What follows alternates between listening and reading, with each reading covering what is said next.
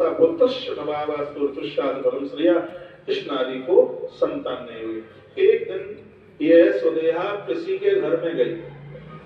बुरा नहीं मानिए, माताओं की जीभ बड़ी हल्की होती है, पुरुष लोग ऐसी बात नहीं बोलते। उस स्त्री ने क्या कह दिया, तेरा मुंह देखने का धर्म क्या, तू तो निपुत्री है, ऐसा कहकर उसे अपमान कर दिया। भैया जिस नारी को संतान नहीं है उसको जीने में कष्ट नहीं है, परेशानी तो दूसरों को है, जो दूसरे जीने नहीं देते उसको। जिस नारी को पति नहीं है कष्ट तो उसको है, कष्ट पी करके बैठी है, जी रही है, लेकिन अगल बगल वाले जीने दे तब तो है। तब अच्छे हाथ मन लगा देना कलश से, तेरा पति नहीं है, तेरी मांग में से नारियल मत पकड़ लेना। और मैं कहता हूँ, निवेदन करता हूँ, कुंती माता को पति नहीं था, हर पूजा में उसे पहले बुलाया जाता है। माता कौशल्या को भी पति नहीं था, अयोध्या के हर कार्य में उस माँ को पहले बुलाया जाता है। जिस नारी को पति नहीं है वो कितना कष्ट भोग रही है, तो ये समाज उसको जीने नहीं देता। ऐसा मत कीजिए, ये आपसे प्रार्थना है। नहीं तो मंदिर बनवाओ, चार धाम करो, कुछ भी नहीं मिलेगा यदि इस नारी का अपमान किया तो। अरे उसको तो आदर करो, उसको मान करो, उसका तब तो एक महात्मा से ज्यादा है। पति के बिना जिंदगी जीना कितना मुश्किल है, वो जीवन जी रही है, आपको तो उसका सहयोग करना चाहिए। मैं भाई लोगों को कहता हूँ, पिता नहीं है, माँ की इतनी सेवा करो, उसको इस बात का ध्यान ही नहीं रहे कि पिता, बच्चों के पिता के बिना मैं परेशानी में हूँ। यदि घर में पिता है, माँ नहीं, उनकी खूब सेवा करो, वो टूटे नहीं। अंत में आकर के वृद्ध टूट जाते हैं तो समाज नहीं जीने देता। मैं इस पवित्र व्यासपीठ से निवेदन करूंगा, ऐसी नारी का कभी निरादर मत कीजिए। ये संदेश श्री शिव महापुराण का है। तो उसको बड़ा अपमान कर दिया, तेरा मुंह देखने का धर्म नहीं है, तो निपुत्री बेचारी रोती हुई आई, पति के छड़ों में गिर पड़ी, कहने लगी मुझे तो संतान नहीं हो सकती, लेकिन आप दूसरा विवाह कर लीजिए। यदि ऐसा आपने नहीं किया तो मैं अपने प्राणों को त्याग दूंगी।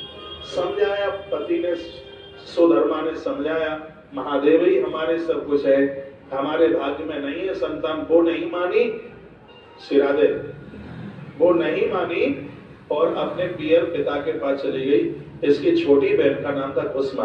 अपने पिता को तैयार करके कह दिया कि तुम्हें मेरी बहन का विवाह अपने दामाद के साथ करना होगा। पिता ने भी समझाया, वो नहीं मानी। संबंध पक्का हो गया, पति ने भी समझाया कि तुम दोनों बहनों में इतना प्रेम है, बाद में ठीक नहीं रहेगा, लेकिन वो नहीं मानी तो कुसुमा का विवाह अपने पति के साथ करा दिया। कुसुमा भगवान महादेव की परम भक्तानी थी, रोजाना मिट्टी के शिवलिंग बनाती है, दोपहर 2 बजे के बाद उसको नदी में, सरोवर में उसको प्रवाहित कर देती है। शंकर भगवान की परम भक्तानी थी, तो विवाह के 7 साल बाद उसको बड़ा सुंदर सा पुत्र हो गया। तो भगवान महादेव ने कृपा करी, उसको बड़ा बढ़िया सा पुत्र हुआ। सुंदरम सुभश्चैव कल्याणम भाजनम, बड़ा सुंदर बच्चा था। अब तो लोग कुसुमा को बड़ा प्रेम करने लगे। इससे उसकी जो बहन थी जिसका नाम था सुदया, वो जलने लगी, कहने लगी ये तो मैंने आफत कर ली, ये तो मैंने बड़ा बुरा कर दिया। अब वो बच्चे को मारने की ठान में ढूंढे मौसी। उसने बड़ी कोशिश करी कि इस बच्चे को मारा कैसे जाए, सत्य घटनाएं सब इसमें लिखा है। कोशिश करने लगी, बच्चा 19 साल का हो गया, इसका दाव नहीं लगा। बच्चे का विवाह हुआ, पत्नी को लेके आया था, बस आया ही था, पहला ही दिन था, और रात्रि के समय में इसको मौका मिला, इसने खंजर उठाया और सोते हुए उस बच्चे के टुकड़े टुकड़े कर दिए। उसकी बहू को पता नहीं लगा, इसने उसे मार दिया। उन टोकरों को डलिया में उसने रखा, उसी सरोवर में जाके फेंक दिया जहाँ भस्मा शंकर जी मिट्टी के शिवलिंगों को रोज विसर्जित करती थी, उसी सरोवर में ये डाल करके ये आ गई। सुबह वो जब बहू आई तो देखा कि पूरे कच्छ में तो लोहान देखा था कि पति की मृत्यु हो गई। दौड़ती हुई अपनी सास के सम्मुख आई और आकर के बोली, हेम अपराध काले समुत्थाय वधू सैया विलोक के साथ। जब सैया पर उसने स्थिति देखी, दौड़ती हुई आई और आकर के बोली, माँ किसी हत्यारे ने मेरे सुहाग को खा लिया। तो मैया कुसुमा क्या बोली, बेटा जिस महादेव को देने का अधिकार, उस महादेव को लेने का भी अधिकार है। बेटा चिंता नहीं करते। रोज की तरह वो वैसे ही पूजा में बैठी रही। जब विसर्जन का समय आया पीतल की परात में सब पिंडियों को लेकर के जब उसने सरोवर में जैसे ही उसको विसर्जित किया, वापस लौटी तो पीछे से आवाज आई, मात्र कृष्णामी मृतोहम जीवितो धुना। तो एक बच्चा कहने लगा, माँ मैं मर गया था, जिंदा हो गया हूँ, मुझसे नहीं मिलेगी। कोई और नहीं, पीछे मुड़ करके देखा, उसका 19 साल का वो बेटा था। देखा आंख में से आंसू आ गए। कहा, बेटा तुझे किसने बचाया?